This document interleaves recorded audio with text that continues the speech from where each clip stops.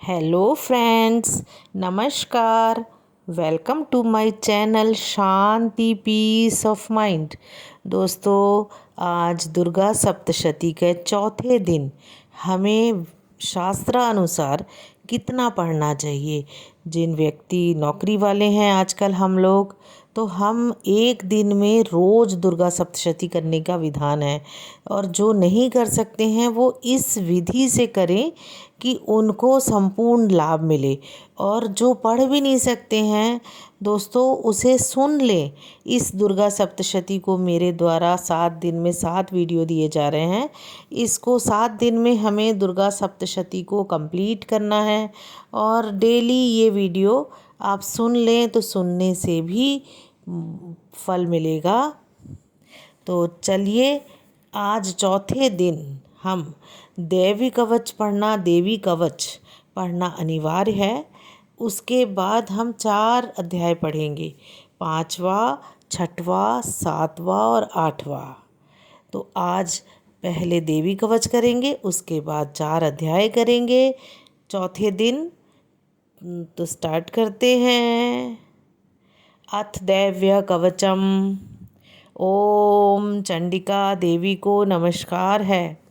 मार्कंडेय जी ने कहा, पितामह, जो इस संसार में परम गोपनीय तथा मनुष्यों की सब प्रकार से रक्षा करने वाला है, और जो अब तक आपने दूसरे किसी के सामने प्रकट नहीं किया हो, ऐसा कोई साधन मुझे बताइए।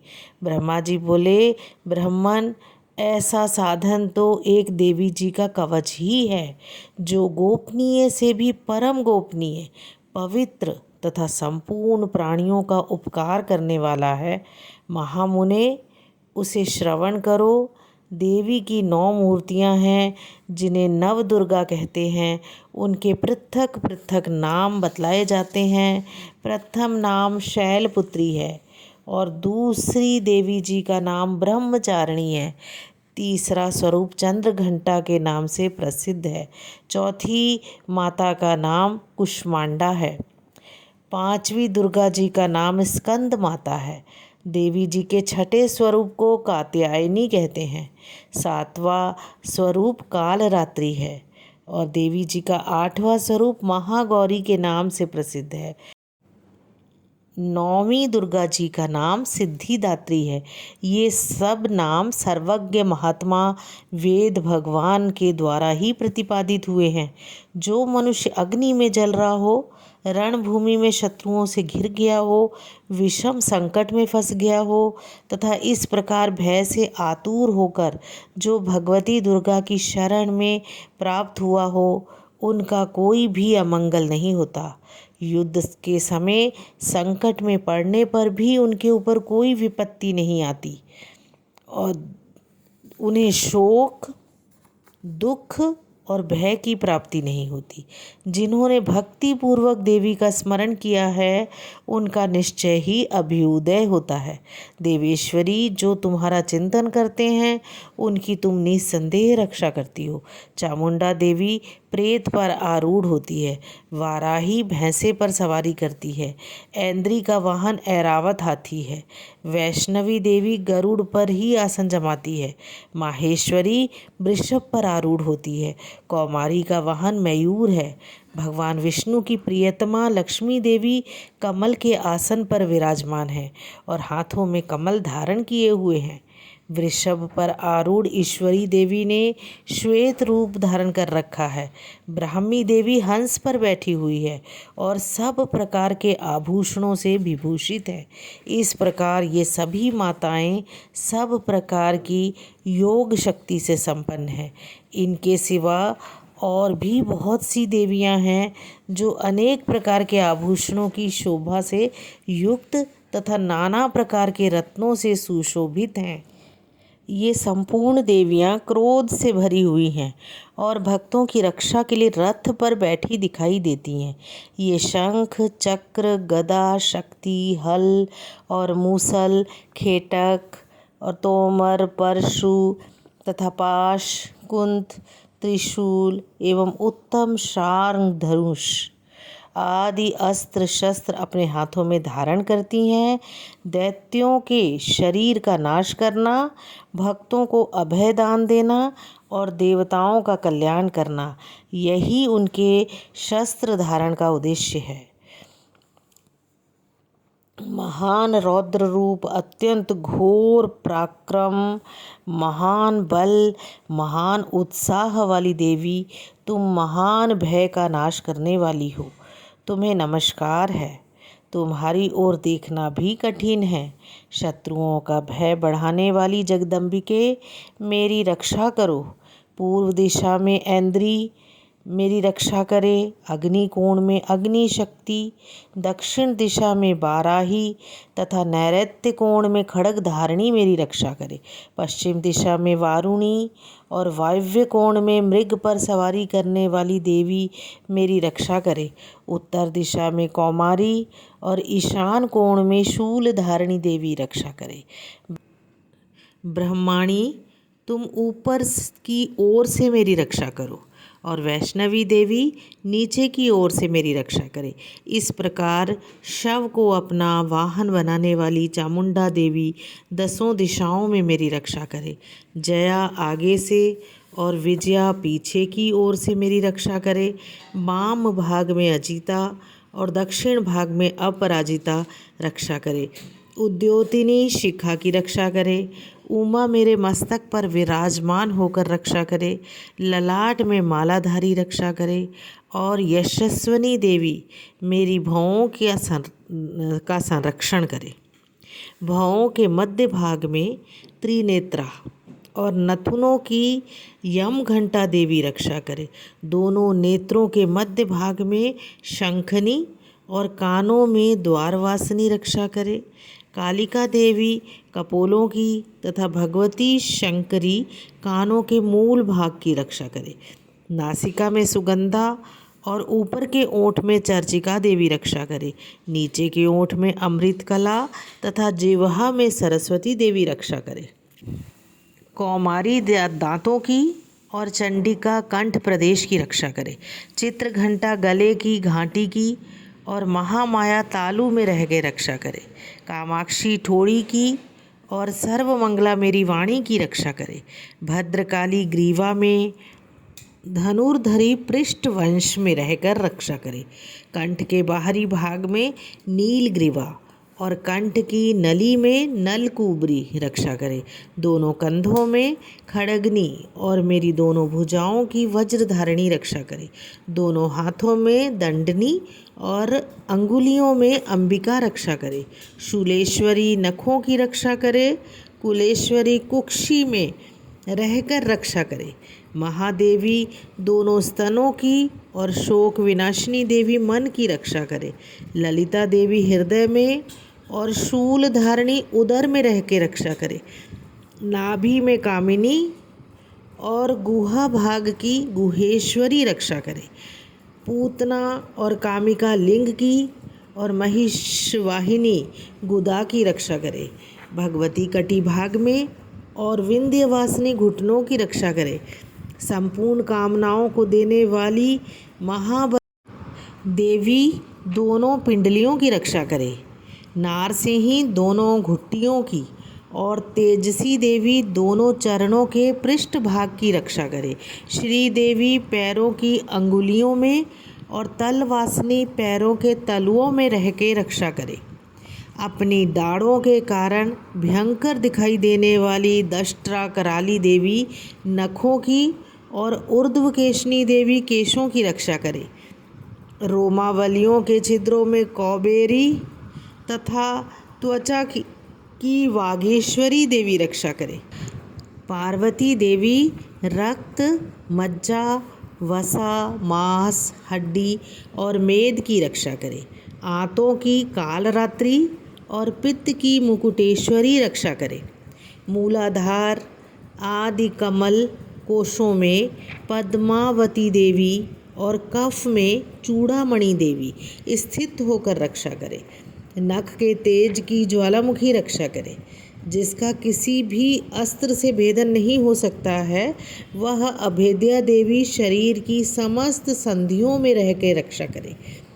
ब्रह्माणी आप मेरे वीर्य की रक्षा करें, क्षत्रेश्वरी छाया की तथा धर्म धारिणी देवी मेरे अहंकार, मन और बुद्धि की रक्षा करें। हाथ में वज्र धारण करने वाली वज्रहस्ता देवी मेरे प्राण, अपान, व्यान, उदान और समान वायु की रक्षा करे।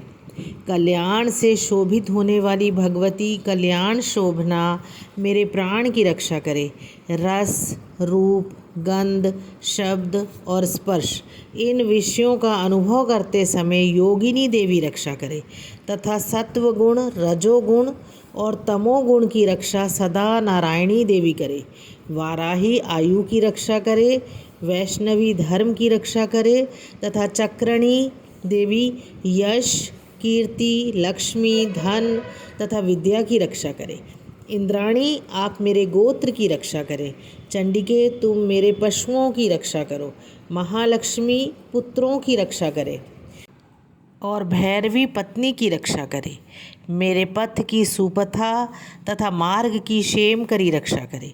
राजा के दरबार में महालक्ष्मी रक्षा करे तथा सब और व्याप्त रहने वाली विजया देवी संपूर्ण भयों से मेरी रक्षा करे। देवी जो स्थान कवच में नहीं कहा गया है अतएव रक्षा से रहित है, वह सब तुम्हारे द्वारा सुरक्षित हो, क्योंकि तुम विजयशालिनी और पाप नाशिनी हो। यदि अपने शरीर का भला चाहे तो मनुष्य बिना कवच के कहीं एक पग भी न जाए। कवच का पाठ करके ही यात्रा करे। कवच के द्वारा सब ओर से सुरक्षित मनुष्य जहाँ जहाँ भी जाता है वहाँ वहाँ उसे धन लाभ होता है तथा संपूर्ण कामनाओं की सिद्धि करने वाली विजय की प्राप्ति होती है। वह जिस जिस अभीष्ट वस्तु का चिंतन करता है उसको निश्चय ही प्राप्त कर लेता है। वह पुरुष इस पृथ्वी पर तुलना रहित महान ऐश्वर्य का भागी होता है। कवच से सुरक्षित मनुष्य निर्भय हो जाता है, युद्ध में उसकी पराजय नहीं होती तथा वह तीनों लोकों में पूजनीय होता है। देवी का यह कवच देवताओं के लिए भी दुर्लभ है। जो प्रतिदिन नियम पूर्वक तीनों संध्याओं के समय श्रद्धा के साथ इसका पाठ करता है उसे देवी कला प्राप्त होती है। वह तीनों लोकों में कहीं भी पराजित नहीं होता। इतना ही नहीं, वह अपमृत्यु से रहित हो 100 से भी अधिक वर्षों तक जीवित रहता है। मकरी, चेचक और कोढ़ आदि उसकी संपूर्ण व्याधियां नष्ट हो जाती हैं। कनेर, भांग, अफीम, धतूरे आदि का स्थावर विष, सांप और बिच्छू आदि के काटने से चढ़ा हुआ जंगम विष तथा अही, फेन और तेल के संयोग आदि से बनने वाला कृत्रिम विष, ये सभी प्रकार के विष दूर हो जाते हैं, उनका कोई असर नहीं होता।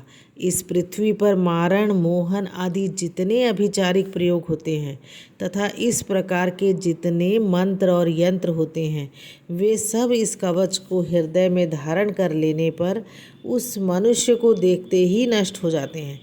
ये ही नहीं, पृथ्वी पर विचरने वाले ग्राम देवता, आकाशचारी, देव विशेष, जल के संबंध से प्रकट होने वाले गण, उपदेश मात्र से सिद्ध होने वाले निम्न कोटि के देवता, अपने जन्म के साथ प्रकट होने वाले देवता, कुल देवता, माला, डाकिनी, शाकिनी, अंतरिक्ष में विचरने वाली अत्यंत बलवती भयानक डाकनियाँ, ग्रह, भूत, पिशाच, यक्ष, गंधर्व, राक्षस, ब्रह्म राक्षस, बेताल, कुष्मांड और भैरव आदि अनिष्टकारक देवता भी हृदय में कवच धारण किए रहने पर उस मनुष्य को देखते ही भाग जाते हैं।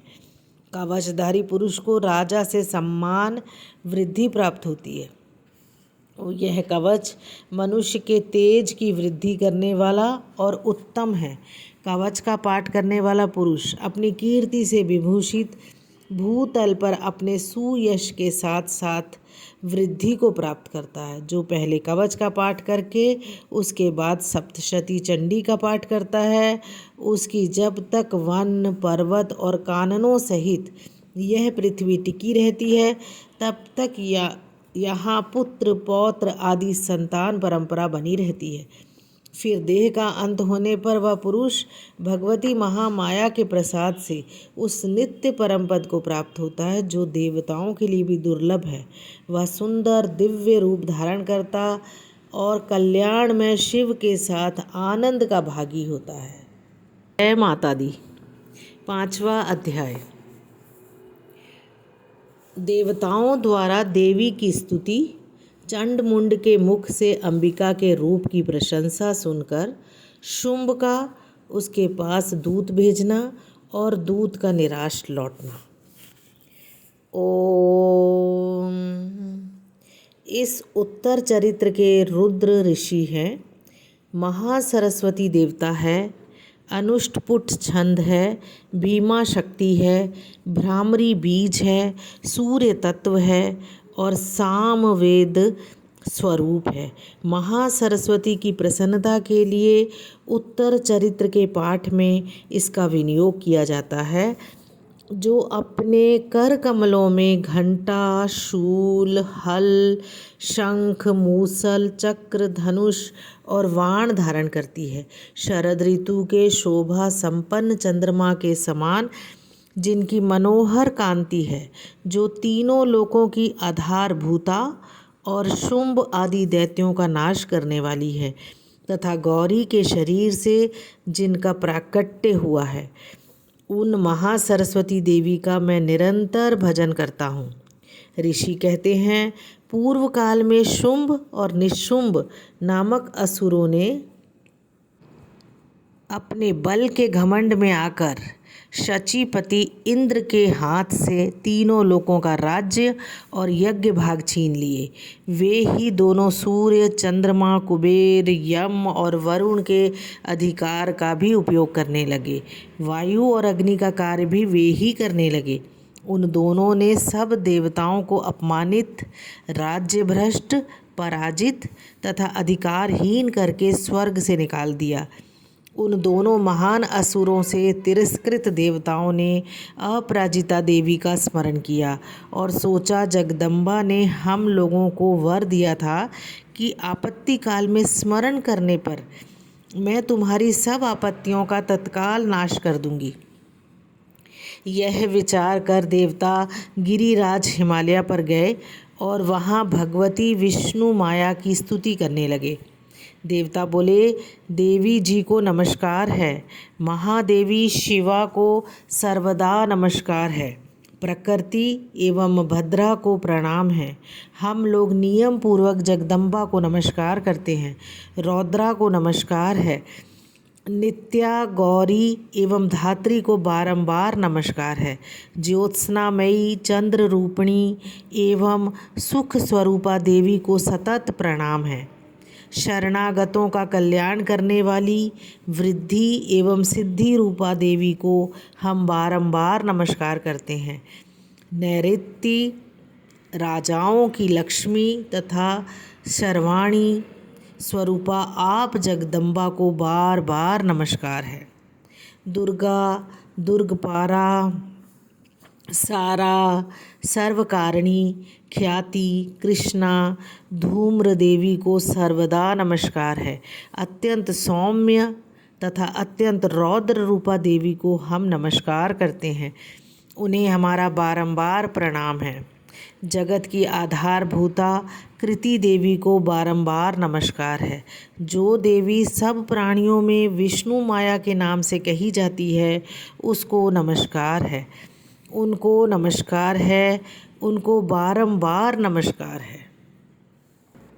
जो देवी सब प्राणियों में चेतना कहलाती है, उनको नमस्कार है, उनको नमस्कार है, उनको बारंबार नमस्कार है। जो देवी सब प्राणियों में बुद्धि रूप में स्थित है, उनको नमस्कार है, उनको नमस्कार, उनको बारंबार नमस्कार है। जो देवी सब प्राणियों में निद्रा रूप में स्थित है, उनको नमस्कार है, उनको नमस्कार, उनको बारंबार नमस्कार है।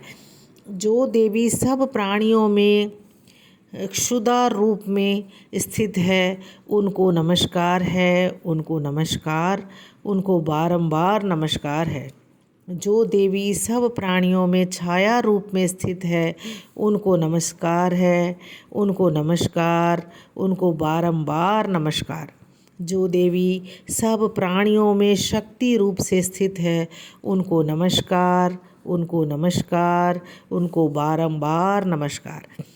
जो देवी सब प्राणियों में तृष्णा रूप से स्थित है, उनको नमस्कार, उनको नमस्कार, उनको बारंबार नमस्कार।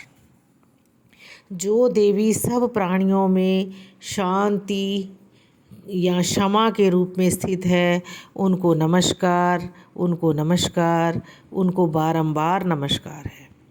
जो देवी सब प्राणियों में जाति रूप से स्थित है, उनको नमस्कार, उनको नमस्कार, उनको बारंबार नमस्कार है। जो देवी सब प्राणियों में लज्जा रूप से स्थित है, उनको नमस्कार, उनको नमस्कार, उनको बारंबार नमस्कार है। जो देवी सब प्राणियों में शांति रूप से स्थित है, उनको नमस्कार, उनको नमस्कार, उनको बारंबार नमस्कार है। जो देवी सब प्राणियों में श्रद्धा रूप से स्थित है, उनको नमस्कार, उनको नमस्कार, उनको बारंबार नमस्कार है। जो देवी सब प्राणियों में कांति रूप से स्थित है, उनको नमस्कार, उनको नमस्कार, उनको बारंबार नमस्कार है। जो देवी सब प्राणियों में लक्ष्मी रूप से स्थित है, उनको नमस्कार, उनको नमस्कार, उनको बारंबार नमस्कार है। जो देवी सब प्राणियों में वृत्ति रूप से स्थित है, उनको नमस्कार, उनको नमस्कार, उनको बारंबार नमस्कार है। जो देवी सब प्राणियों में स्मृति रूप से स्थित है, उनको नमस्कार, उनको नमस्कार, उनको बारंबार नमस्कार है। जो देवी सब प्राणियों में दया रूप से स्थित है, उनको नमस्कार, उनको नमस्कार, उनको बारंबार नमस्कार है। जो देवी सब प्राणियों में तुष्टि रूप से स्थित है, उनको नमस्कार, उनको नमस्कार, उनको बारंबार नमस्कार। जो देवी सब प्राणियों में माता रूप से स्थित है, उनको नमस्कार, उनको नमस्कार, उनको बारंबार नमस्कार है। जो देवी सब प्राणियों में भ्रांति रूप से स्थित है, उनको नमस्कार, उनको नमस्कार, उनको बारंबार नमस्कार है। जो जीवों के इंद्रिय वर्ग की अधिष्ठात्री देवी एवं सब प्राणियों में सदा व्याप्त रहने वाली है, उन व्याप्ति देवी को बारंबार नमस्कार है। जो देवी चैतन्य रूप से इस संपूर्ण जगत को व्याप्त करके स्थित है, उनको नमस्कार, उनको नमस्कार, उनको बारंबार नमस्कार है। पूर्व काल में अपने अभीष्ट की प्राप्ति होने से देवताओं ने जिनकी स्तुति की तथा देवराज इंद्र ने बहुत दिनों तक जिनका सेवन किया, वह कल्याण की साधनभूता ईश्वरी हमारा कल्याण और मंगल करे तथा सारी आपत्तियों का नाश कर डाले। उद्दंड दैत्यों से सताए हुए हम सभी देवता जिन परमेश्वरी को इस समय नमस्कार करते हैं तथा जो भक्ति से विनम्र पुरुषों द्वारा स्मरण की जाने वाली तत्काल ही संपूर्ण विपत्तियों का नाश कर देती है, वे जगदम्बा हमारा संकट दूर करे। ऋषि कहते हैं, राजन, इस प्रकार जब देवता स्तुति कर रहे थे, उस समय पार्वती देवी गंगा जी के जल में स्नान करने के लिए वहाँ आई। उन सुंदर भावों वाली भगवती ने देवताओं से पूछा, आप लोग यहाँ किसकी स्तुति कर रहे हैं? तब उन्हीं के शरीर कोश से प्रकट हुई शिवा देवी बोली, शुंभ दैत्य से तिरस्कृत और युद्ध में निशुंभ से पराजित हो यहाँ एकत्रित हुए ये समस्त देवता यह मेरी ही स्तुति कर रहे हैं। पार्वती जी के शरीर कोश से अंबिका का प्रादुर्भाव हुआ था, इसीलिए वे समस्त लोकों में कौशिकी कही जाती है। कौशिकी के प्रकट होने के बाद पार्वती देवी का शरीर काले रंग का हो गया, अतः वे हिमालय पर रहने वाली कालिका देवी के नाम से विख्यात हुई। तदंतर शुंभ निशुंभ के भृत्य चंड मुंड वहाँ आए और उन्होंने परम मनोहर रूप धारण करने वाली अंबिका देवी को देखा। फिर वे शुंभ के पास जाकर बोले, महाराज, एक अत्यंत मनोहर स्त्री है जो अपनी दिव्य कांति से हिमालय को प्रकाशित कर रही है। वैसा उत्तम रूप कहीं किसी ने भी नहीं देखा होगा। असुरेश्वर, पता लगाइए वह देवी कौन है और उसे ले लीजिए। स्त्रियों में तो वह रत्न है, उसका प्रत्येक अंग बहुत ही सुंदर है तथा वह अपने श्री अंगों की प्रभा से संपूर्ण दिशाओं में प्रकाश फैला रही है। दैत्यराज, अभी वह हिमालय पर ही मौजूद है, आप उसे देख सकते हैं। प्रभो, तीनों लोकों में मणि, हाथी और घोड़े आदि जितने भी रत्न हैं वे सब इस समय आपके घर में शोभा पाते हैं। हाथियों में रत्नभूत ऐरावत, यह पारिजात का वृक्ष और यह उच्चेश्वह घोड़ा, यह सब आपने इंद्र से ले लिया है। हंसों से जुता हुआ यह विमान भी आपके आंगन में शोभा पाता है। यह रत्न अद्भुत विमान जो पहले ब्रह्मा जी के पास था, अब आपके यहाँ लाया गया है। यह महापद्म नामक निधि आप कुबेर से छीन लाए हैं। समुद्र ने भी आपको किंजिलकनी नामक माला भेंट की है जो केसर से सुशोभित है और जिसके कमल कभी कुम्हलाते नहीं हैं। और सुवर्ण की वर्षा करने वाला वरुण का छत्र भी आपके घर में शोभा पाता है तथा यह श्रेष्ठ रथ जो पहले प्रजापति के अधिकार में था, अब आपके पास मौजूद है। दैत्येश्वर, मृत्यु की उत्क्रांतिता नाम वाली शक्ति भी आपने छीन ली है तथा वरुण का पाश और समुद्र में होने वाले सब प्रकार के रत्न आपके भाई निशुंभ के अधिकार में हैं। अग्नि ने भी स्वतः शुद्ध किए हुए 2 वस्त्र आपकी सेवा में अर्पित किए हैं। दैत्यराज, इस प्रकार सभी रत्न आपने एकत्र कर लिए हैं। फिर जो यह स्त्रियों में रत्न रूप कल्याणमयी देवी है, इसे आप क्यों नहीं अपने अधिकार में कर लेते? ऋषि कहते हैं, चंड मुंड का यह वचन सुनकर शुंभ ने महादैत्य सुग्रीव को दूत बनाकर देवी के पास भेजा और कहा, तुम मेरी आज्ञा से उसके सामने ये बातें कहना और ऐसा उपाय करना जिससे वो प्रसन्न होकर शीघ्र ही यहाँ आ जाए।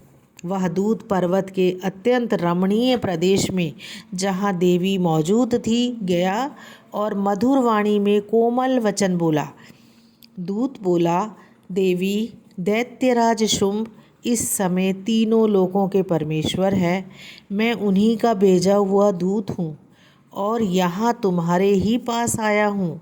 उनकी आज्ञा सदा सब देवता एक स्वर से मानते हैं, कोई उसका उल्लंघन नहीं कर सकता।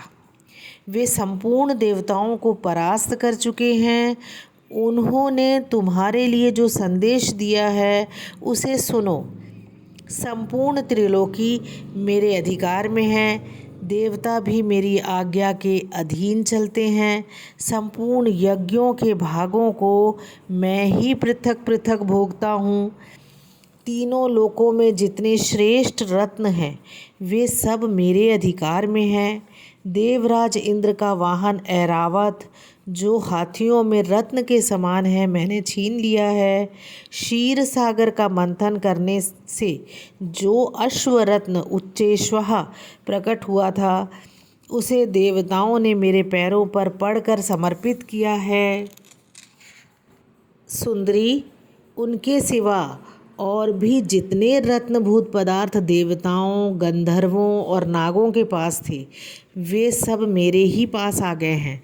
देवी, हम लोग तुम्हें संसार की स्त्रियों में रत्न मानते हैं, अतः तुम हमारे पास आ जाओ, क्योंकि रत्नों का उपभोग करने वाले हम ही हैं। चंचल कटाक्षों वाली सुंदरी, तुम मेरी या मेरे भाई महापराक्रमी निशुंभ की सेवा में आ जाओ, क्योंकि तुम रत्न स्वरूपा हो और मेरा वरण करने से तुम्हें तुलना रहित महान ऐश्वर्य की प्राप्ति होगी। अपनी बुद्धि से यह विचार कर तुम मेरी पत्नी बन जाओ। ऋषि कहते हैं, दूत के यों कहने पर कल्याणमयी भगवती दुर्गा देवी, जो इस जगत को धारण करती है, मन ही मन गंभीर भाव से मुस्कुराई और इस प्रकार बोली। देवी जी ने कहा, दूत, तुमने सत्य कहा है। इसमें तनिक भी मिथ्या नहीं है कि शुंभ तीनों लोकों का स्वामी है और निशुंभ भी उसी के समान पराक्रमी है। किंतु इस विषय में मैंने जो प्रतिज्ञा कर ली है उसे मिथ्या कैसे करूं? मैंने अपनी अल्प बुद्धि के कारण पहले से जो प्रतिज्ञा कर रखी है उसे सुनो। जो मुझे संग्राम में जीत लेगा, जो मेरे अभिमान को चूर्ण कर देगा तथा संसार में जो मेरे समान बलवान होगा, वही मेरा स्वामी होगा। इसीलिए शुंभ अथवा महादैत्य निशुंभ स्वयं ही यहाँ पधारें और मुझे जीतकर शीघ्र ही मेरा पाणी ग्रहण कर लें। इसमें विलंब की क्या आवश्यकता है? दूत बोला, देवी, तुम घमंड में भरी हो, मेरे सामने ऐसे बातें ना करो। तीनों लोकों में कौन ऐसा पुरुष है जो शुंभ और निशुंभ के सामने खड़ा हो सके? देवी, अन्य दैत्यों के सामने भी सारे देवता युद्ध में नहीं ठहर सकते, फिर तुम अकेली स्त्री होकर कैसे ठहर सकती हो? जिन शुंभ आदि दैत्यों के सामने इंद्र आदि सब देवता भी युद्ध में खड़े नहीं हुए, उनके सामने तुम स्त्री होकर कैसे जाओगी? इसीलिए तुम मेरे ही कहने से शुंभ और निशुंभ के पास चली चलो। ऐसा करने से तुम्हारे गौरव की रक्षा होगी, अन्यथा जब वे केश पकड़कर घसीटेंगे तब तुम्हें अपनी प्रतिष्ठा खो कर जाना पड़ेगा। देवी ने कहा, तुम्हारा कहना ठीक है, शुंभ बलवान है और निशुंभ भी बड़े पराक्रमी हैं, किंतु क्या करूं? मैंने पहले बिना सोचे समझे प्रतिज्ञा कर ली है, अतः अब तुम जाओ। मैंने तुमसे जो कहा है वह सब दैत्यराज से आदर पूर्वक कहना, फिर वे जो उचित जान पड़े करें। इस प्रकार श्री मार्कंड पुराण में सावर्णिक मनवंतर की कथा के अंतर्गत देवी महात्म्य में देवी दूत संवाद नामक 5वां अध्याय पूरा हुआ। जय माता दी। 6ठा अध्याय, धूम्रलोचन वध। मैं सर्वज्ञेश्वर भैरव के अंक में निवास करने वाली परमोत्कृष्ट पद्मावती देवी का चिंतन करता हूँ। वे नागराज के आसन पर बैठी है।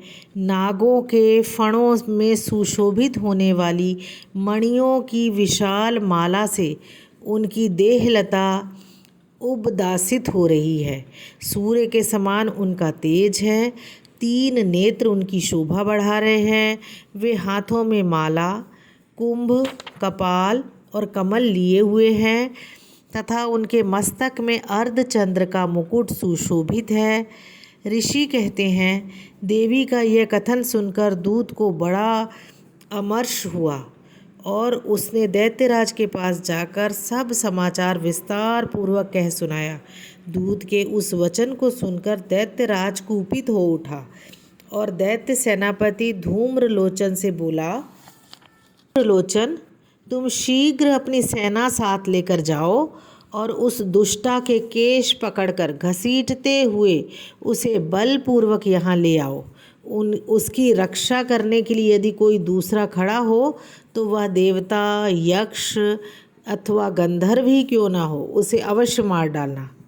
ऋषि कहते हैं, शुंभ के इस प्रकार आज्ञा देने पर वह धूम्रलोचन दैत्य 60,000 असुरों की सेना को साथ लेकर वहाँ से तुरंत चल दिया।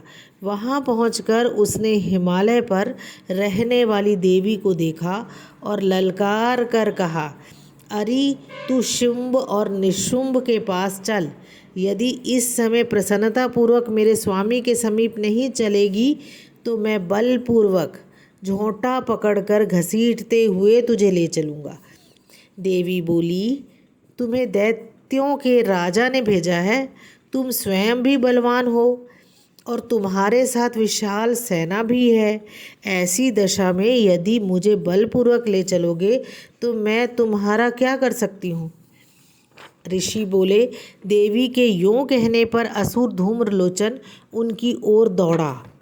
तब अंबिका ने शब्द के उच्चारण मात्र से उसे भस्म कर दिया। फिर तो क्रोध में भरी हुई दैत्यों की विशाल सेना और अंबिका ने एक दूसरे पर तीखे सायकों, शक्तियों और फरसों की वर्षा प्रारंभ कर दी। इतने में ही देवी का वाहन सिंह क्रोध में भरकर भयंकर गर्जना करके गर्दन के बालों को हिलाता हुआ असुरों की सेना में कूद पड़ा। उसने कुछ दैत्यों को पंजों की मार से, कितनों को उसने जबड़ों से और कितनों ही महादैत्यों को पटक कर ओठ की दाढ़ों से घायल करके मार डाला। उस सिंह ने अपने नखों से कितनों के पेट फाड़ डाले और थप्पड़ मारकर कितनों के सिर धड़ से अलग कर दिए। कितनों की भुजाएं और मस्तक काट डाले तथा अपनी गर्दन के बाल हिलाते हुए उसने दूसरे दैत्यों के पेट फाड़कर उनका रक्त चूस लिया। अत्यंत क्रोध में भरे हुए देवी के वाहन उस महाबली सिंह ने क्षण भर में ही असुरों की सारी सेना का संहार कर डाला। शुंभ ने जब सुना कि देवी ने धूम्रलोचन असुर को मार डाला तथा उसके सिंह ने सारी सेना का सफाया कर डाला, तब उस दैत्यराज को बड़ा क्रोध हुआ। उसका ओंठ कांपने लगा। उसने चंड और मुंड नामक दो महादैत्यों को आज्ञा दी, हे चंड और हे मुंड, तुम लोग बहुत बड़ी सेना लेकर वहाँ जाओ और उस देवी के झोंटे पकड़कर अथवा उसे बांधकर शीघ्र यहाँ ले आओ। यदि इस प्रकार उसको लाने में संदेह हो तो युद्ध में सब प्रकार के अस्त्र शस्त्रों तथा समस्त आसुरी सेना का प्रयोग करके उसकी हत्या कर डालना। उस दुष्टा की हत्या होने तथा सिंह भी मारे जाने पर उस अंबिका को बांधकर साथ ले शीघ्र ही लौट आना।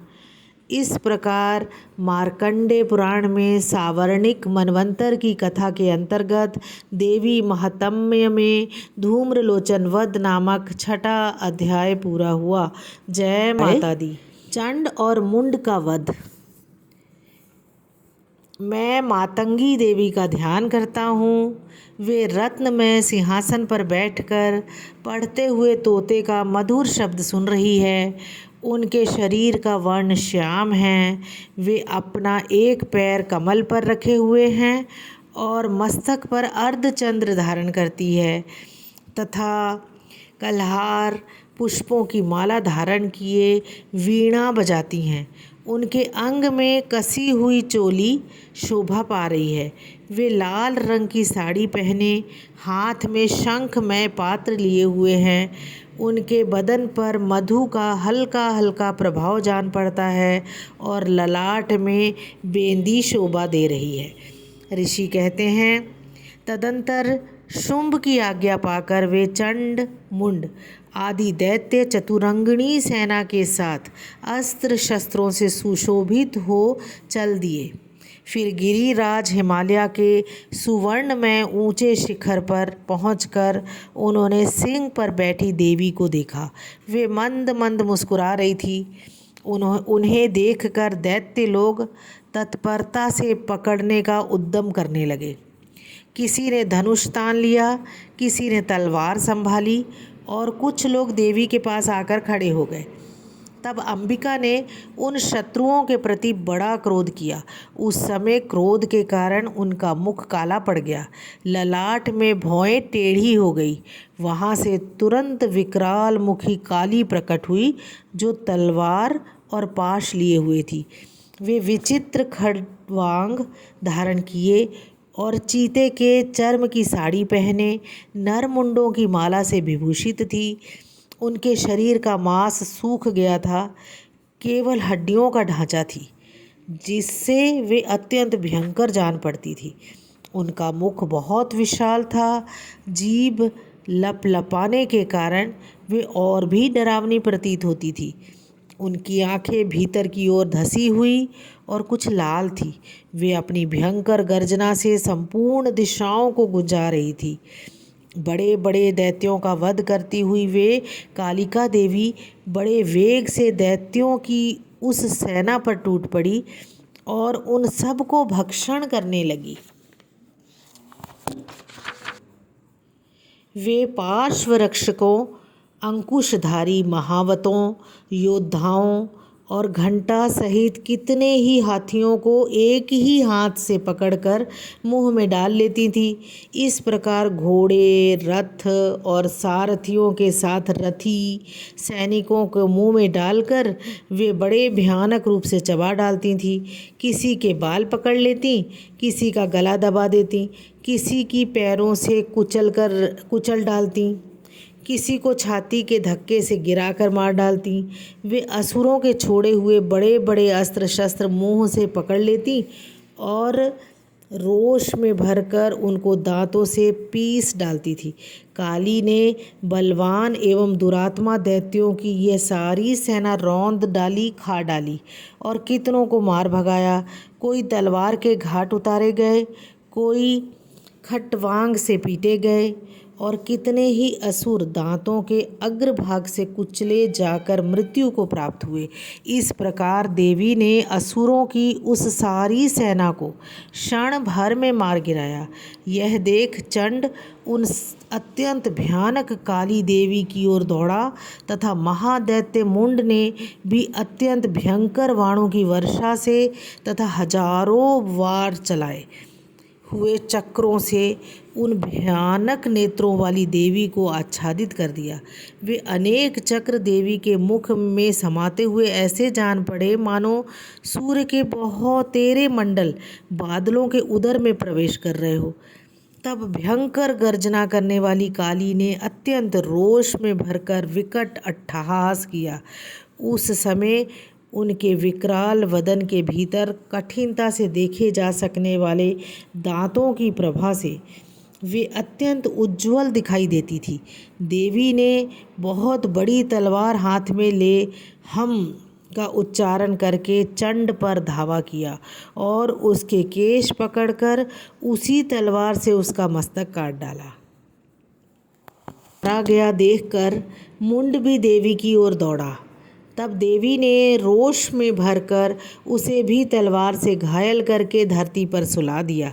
महापराक्रमी चंड और मुंड को मारा गया देख मरने से बची हुई बाकी सेना भय से व्याकुल हो चारों ओर भाग गई।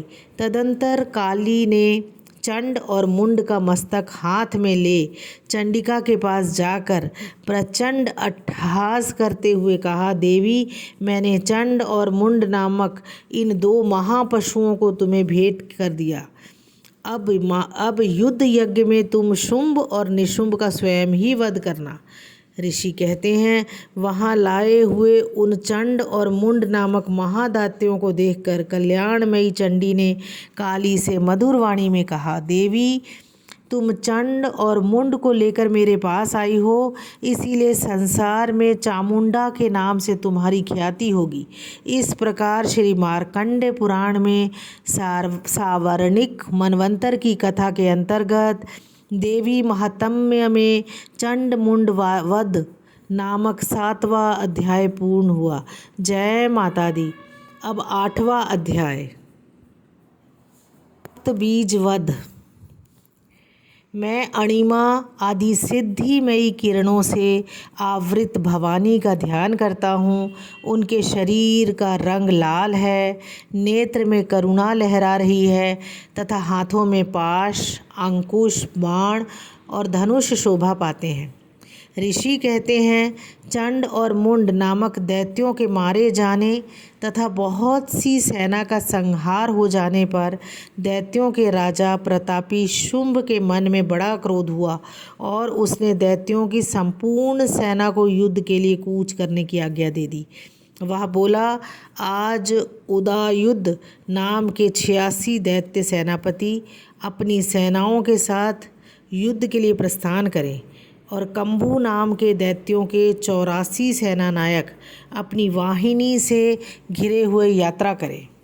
50 कोटि वीर्य कुल के और 100 धौम्र कुल के असुर सेनापति मेरी आज्ञा से सेना सहित कालक, दौर्हृद, मौर्य और कालके असुर भी युद्ध के लिए तैयार हो मेरी आज्ञा से तुरंत प्रस्थान करे। भयानक शासन करने वाला असुर राज शुंभ इस प्रकार आज्ञा दे सहस्त्रों बड़ी बड़ी सेनाओं के साथ युद्ध के लिए प्रस्थित हुआ।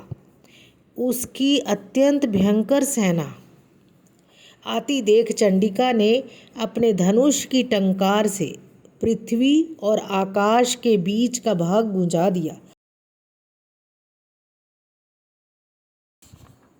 राजन, तदंतर देवी के सिंह ने बड़े जोर जोर से दहाड़ना प्रारंभ किया। फिर अंबिका ने घंटे के शब्द से उस ध्वनि को और भी बढ़ा दिया। धनुष की टंकार, सिंह की दहाड़ और घंटे की ध्वनि से संपूर्ण दिशाएं गूंज उठी। उस भयंकर शब्द से काली ने अपने विकराल मुख को और भी बढ़ा लिया तथा इस प्रकार वे विजयिनी हुई। उस तुमुल नाद को सुनकर दैत्यों की सेनाओं ने चारों ओर से आकर चंडिका देवी, सिंह तथा काली देवी को क्रोधपूर्वक घेर लिया। राजन, इसी बीच में असुरों के विनाश तथा देवताओं के अभ्युदय के लिए ब्रह्मा, शिव, कार्तिकेय, विष्णु तथा इंद्र आदि देवों की शक्तियाँ जो अत्यंत पराक्रम और बल से संपन्न थी, उनके शरीरों से निकलकर उन्हीं के रूप में चंडिका देवी के पास गईं। जिस देवता का जैसा रूप, जैसी वेशभूषा और जैसा वाहन ठीक वैसे ही साधनों से संपन्न हो, उसकी शक्ति असुरों से युद्ध करने के लिए आई। सबसे पहले हंस युक्त विमान पर बैठी हुई अक्षसूत्र और कमंडलू से सुशोभित ब्रह्मा जी की शक्ति उपस्थित हुई, जिसे ब्रह्माणी कहते हैं। महादेव जी की शक्ति वृषभ पर आरूढ़ हो, हाथों में श्रेष्ठ त्रिशूल धारण किए, महानाग का कंकण पहने, मस्तक में चंद्र रेखा से विभूषित हो वहाँ आ पहुँची। कार्तिकेय जी की शक्ति रूपा जगदम्बिका उन्हीं का रूप धारण किए श्रेष्ठ मयूर पर आरूढ़ हो, हाथ में शक्ति लिए दैत्यों से युद्ध करने के लिए आई। इस प्रकार भगवान विष्णु की शक्ति गरुड़ पर विराजमान हो, शंख, चक्र, गदा, शांग, धनुष तथा खड्ग हाथ में लिए वहाँ आई। अनुपम यज्ञ वाराह का रूप धारण करने वाली श्री हरि की जो शक्ति है, वह भी बाराह शरीर धारण करके वहाँ उपस्थित हुई। नारसिंही शक्ति भी नृसिंह के समान शरीर धारण करके वहाँ आई। उसकी गर्दन के बालों के झटके से आकाश के तारे बिखरे पड़ते थे।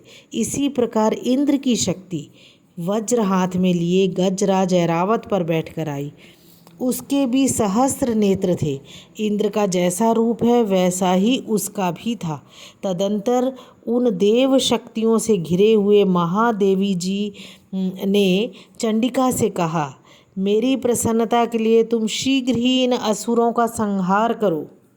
तब देवी के शरीर से अत्यंत भयानक और परम उग्र चंडिका शक्ति प्रकट हुई, जो सैकड़ों गिदड़ियों की भांति आवाज़ करने वाली थी। उस अपराजिता देवी ने धूमिल जटा वाले महादेव जी से कहा, भगवन, आप शुंभ निशुंभ के पास दूत बनकर जाइए और उन अत्यंत गर्वीले दानव शुंभ और निशुंभ दोनों से कहिए, साथ ही उनके अतिरिक्त भी जो दानव युद्ध के लिए यहाँ उपस्थित हों, उनको भी यह संदेश दीजिए, दैत्यों, यदि तुम जीवित रहना चाहते हो तो पाताल को लौट जाओ। इंद्र को त्रिलोकी का राज्य मिल जाए, देवता यज्ञ भाग का उपभोग करें, और यदि बल के घमंड में आकर तुम युद्ध की अभिलाषा रखते हो तो आओ। मेरी शिवाएं तुम्हारे कच्चे मांस से तृप्त हों। चूँकि उस देवी ने भगवान शिव को दूत के कार्य से नियुक्त किया था, इसीलिए वह शिवदूती के नाम से संसार में विख्यात है। वे महादैत्य भी भगवान शिव के मुंह से देवी के वचन सुनकर क्रोध में भर गए और जहाँ कात्यायनी विराजमान थी उस ओर बढ़े। तदंतर वे दैत्य अमर्ष में भरकर पहले ही देवी के ऊपर वाण, शक्ति और रिष्टि आदि अस्त्रों की वृष्टि करने लगे।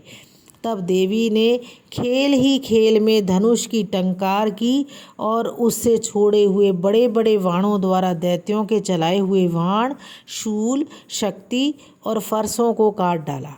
फिर काली उनके आगे होकर शत्रुओं को शूल के प्रहार से विदीर्ण करने लगी और खट्वांग से उनका कचूमर निकालती हुई रणभूमि में विचरने लगी। ब्रह्माणी भी जिस जिस ओर दौड़ती उसी ओर अपने कमंडलू का जल छिड़ककर शत्रुओं के ओज और पराक्रम को नष्ट कर देती थी। माहेश्वरी ने त्रिशूल से तथा वैष्णवी ने चक्र से और अत्यंत क्रोध में भरी हुई कुमार कार्तिकेय की शक्ति ने शक्ति से दैत्यों का संहार आरंभ किया। इंद्र शक्ति के वज्र प्रहार से विदीर्ण हो सैकड़ों दैत्य दानव रक्त की धारा बहाते हुए पृथ्वी पर सो गए। वाराही शक्ति ने कितनों को अपने थुथुन की मार से नष्ट किया और दाढ़ों के अग्रभाग से कितनों की छाती भेद डाली। कितने ही दैत्य उसके चक्र की चोट से विदीर्ण होकर गिर गए और नारसिंही भी दूसरे महादैत्यों को अपने नखों से विदीर्ण करके खाली और सिंहनाद से दिशाओं और आकाश को गूंजती हुई युद्ध क्षेत्र में विचरने लगी। कितने ही असुर शिवदूती के प्रचंड अट्टहास से अत्यंत भयभीत हो पृथ्वी पर गिर पड़े और गिरने पर उन्हें शिवदूती ने उस समय अपना ग्रास बना लिया। इस प्रकार क्रोध में भरे हुए मातृगणों को नाना प्रकार के उपायों से बड़े बड़े असुरों का मर्दन करते देख दैत्य सैनिक भाग खड़े हुए। मातृगणों से पीड़ित दैत्यों को युद्ध से भागते देखकर रक्त बीज नामक महादैत्य क्रोध में भरकर युद्ध करने के लिए आया। उसके शरीर से जब रक्त की बूंद पृथ्वी पर गिरती तब उसी के समान शक्तिशाली एक दूसरा महादैत्य पृथ्वी पर पैदा हो जाता। महासुर रक्त बीज हाथ में गदा लेकर इंद्र शक्ति के साथ युद्ध करने लगा। तब ऐन्द्री ने अपने वज्र से रक्त बीज को मारा और वज्र से घायल होने पर उसके शरीर से बहुत सा रक्त चूने लगा और उससे उसी के समान रूप तथा पराक्रम वाले योद्धा उत्पन्न होने लगे। उसके शरीर से रक्त की जितनी बूंदें गिरी उतने ही पुरुष उत्पन्न हो गए। वे सब रक्त बीज के समान ही वीर्यवान, बलवान और पराक्रमी थे। वे रक्त से उत्पन्न होने वाले पुरुष भी अत्यंत भयंकर अस्त्र शस्त्रों का प्रहार करते हुए वहाँ मातृगणों के साथ घोर युद्ध करने लगे। पुनः वज्र के प्रहार से जब उसका मस्तक घायल हुआ तब रक्त बहने लगा और उससे हजारों पुरुष उत्पन्न हो गए। वैष्णवी ने युद्ध में रक्त बीज पर चक्र का प्रहार किया तथा ऐन्द्री ने उस दैत्य सेनापति को गदा से चोट पहुँचाई। वैष्णवी के चक्र से घायल होने पर उसके शरीर से जो रक्त बहा और उसी से जो उसी के बराबर आकार वाले सहस्त्रों महादैत्य प्रकट हुए, उनके द्वारा संपूर्ण जगत व्याप्त हो गया।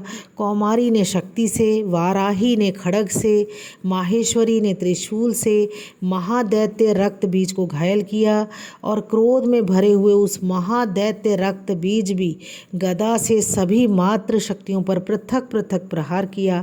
शक्ति और शूल आदि से अनेक बार घायल होने पर जो उसी के शरीर से रक्त की धारा पृथ्वी पर गिरी, उससे ही निश्चय ही सैकड़ों असुर उत्पन्न हुए। इस प्रकार उस महादैत्य के रक्त प्रकट हुए, असुरों द्वारा संपूर्ण जगत व्याप्त हो गया। इससे उन देवताओं को बड़ा भय हुआ। देवताओं को उदास देखकर चंडिका ने काली से शीघ्र अतिशीघ्र पूर्वक कहा, चामुंडे, तुम अपना मुख और भी फैलाओ तथा मेरे शस्त्रपात से गिरने वाले रक्त बिंदुओं को, उनसे उत्पन्न होने वाले महादैत्यों को तुम अपने इस उतावले मुख से खा जाओ। इस प्रकार रक्त से उत्पन्न होने वाले महादैत्यों का भक्षण करती हुई तुम रण में विचरती रहो।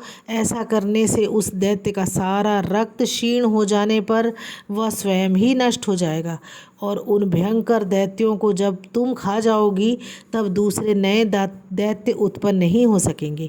काली से यूँ कहकर चंडिका देवी ने शूल से रक्त बीज को मारा, और काली अपने मुख में उसका रक्त ले लिया तथा उसके वहाँ चंडिका पर गदा से प्रहार किया, किंतु उस गदा पात ने देवी को तनिक भी वेदना नहीं पहुंचाई, और रक्त बीज के घायल शरीर से बहुत सा रक्त गिरा, किंतु ज्यों ही वह गिरा त्यों ही चामुंडा उसे अपने मुख में ले लिया, और रक्त गिरने से काली के मुख में जो महादैत्य उत्पन्न हुए उन्हें भी चट कर गई, और उसने रक्त बीज का रक्त भी पी लिया।